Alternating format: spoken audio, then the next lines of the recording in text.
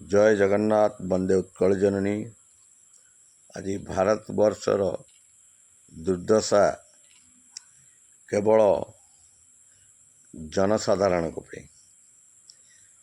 आमे कौन सी नेता प्रधानमंत्री मुख्यमंत्री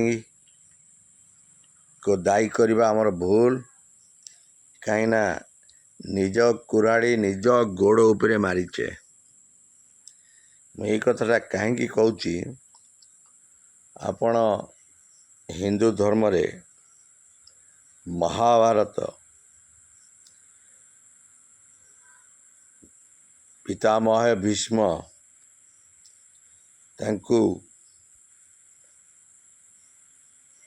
बर मागी नहीं सरसज्जा कर देथिले, किंतु तांकर गोटे शर्त थला ये महाभारत न सरिबा जाए मु प्राण त्याग करिबिनी। अर्थात से सरसज्जा पीड़ा पाइला भी परे जीवित थेले जेतेबेले अन्याय अत्याचार कुरुवंश ध्वंस न होइछि से पर्यंत तांका प्राण त्याग हेई नथला।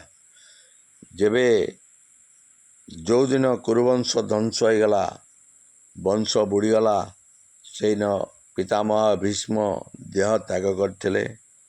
से भलिया आज भारतवर्ष रे से महाभारत थला। आज महाभारतर ए भारतवर्षर सफेद जो दाढ़ी वाला आपण जाओ कौन विश्वगुरु यशस्वी प्रधानमंत्री भीष्मकर धड़ा दाढ़ी थला। ए आमर प्रधानमंत्री का धड़ा दाढ़ी अच्छी। जे पर्यंत आपणकर भारत लोप न पाइछि ए प्रधानमंत्री भारतवर्ष को खंड विखंड करी शेष करिवे। तापर तांको देह त्याग करिवे और राजनीति वनवास नेबे। एटा सत्य सत्य तिरबार सत्य। से बहुत कल बड़े कौशले ए आपण भोट नदेले भी से जितिबे। कहीं ए जिनिसटा भोटर मंत्र अमेरिका राष्ट्रपति पाखे अच्छी। तांको निर्देश रे आम यशस्वी प्रधानमंत्री बसुंट उठुंट। जदि अमेरिकार राष्ट्रपति की बिट्रे करेंगे कि तांको विरोध करेंगे आंक पोल खोलीदेवे आंकु ठिया ठिया नंगला करदेवे। तेणुक भारतवासी देखिए। तेणुक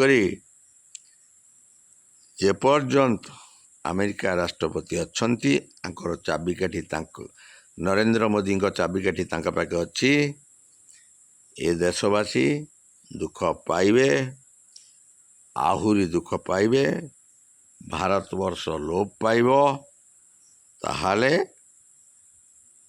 ये यशस्वी प्रधानमंत्री वनवास जीवे। एटा सत्य। किंतु दुख लगुच